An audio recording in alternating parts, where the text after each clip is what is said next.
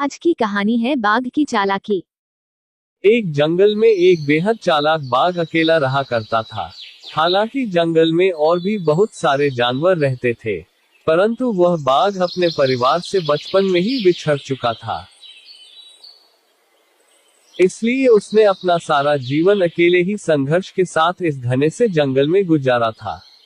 वह जंगल के प्रत्येक कोने कोने से वाकिफ था, अतः उसे इस जंगल में किसी भी चीज का भय नहीं रहा था। वह सारे जंगल में अकेले घूमता और जब जरूरत पड़ती अपने खाने की व्यवस्था कर ही लेता।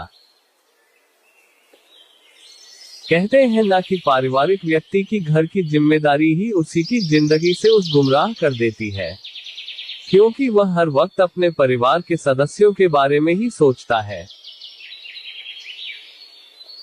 अगर वह कुछ खाना अकेले भी खाता है तो उससे वह खाना ये सोचकर हजम नहीं हो पाता कि उसके घर वाले भूखे रह जाएंगे और उसका पेट भर जाएगा। लेकिन बाघ का परिवार था ही नहीं और वह अपना जीवन खुद के बनाए नियमों एवं शर्तों के बल पर जीता। इसलिए वह हर दिन खुशी के साथ मौज मस्ती करके बिता लेता। वह बड़े से बड़े जानवर के साथ चालाकी से खिलवाड़ कर देता। जब भी उसे अपना पेट खाली महसूस होता, वो चालाकी से जंगल में घास करने वाली जानवरों को घात लगाकर मारता और अपनी भूख शांत करता।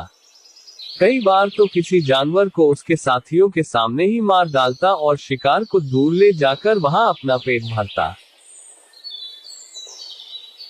परंतु एक दिन बाघ कुछ खराब चीजें खाने के कारण अपने स्वास्थ्य को बिगाड़ देता है और कमजोर पड़ जाता है। परंतु फिर भी वह जीने की बहुत उम्मीद रखता है। तबीयत बिगड़ने के दौरान वह एक पेड़ के नीचे कई दिनों से झाड़ियों में ही बैठा रहता है। एक दिन वहां से कुछ सुअर और उसके बच्चे भोजन की तलाश में घूमने निकलते हैं, तो सुअर की नजर एक बाघ पर पड़ती है और वह अपनी माँ को बताता है कि माँ, पेड़ के नीचे झाड़ियों में एक बाघ बैठा हुआ है, जिसका हम शिकार करके अपने रात्रि का भोजन आराम से कर सकते हैं। बच्चा अपनी माँ से यह बात बोलता है, पर तेजतर्रार कानों की बदौलत बाघ ये बात सुन लेता है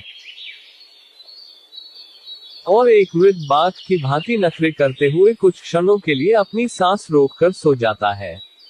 अब जैसे ही सुअर उसके मुंह के सामने जाकर उसकी नाक सूंघता है, तो वह उसे मरा हुआ समझता है और उसे अपने स्वास्थ्य के लिए हानिकारक समझकर वहां से चला जाता है। ठीक इस प्रकार एक बाघ अपनी चालाकी के कारण सुअरों के मुंह से बच पाता है।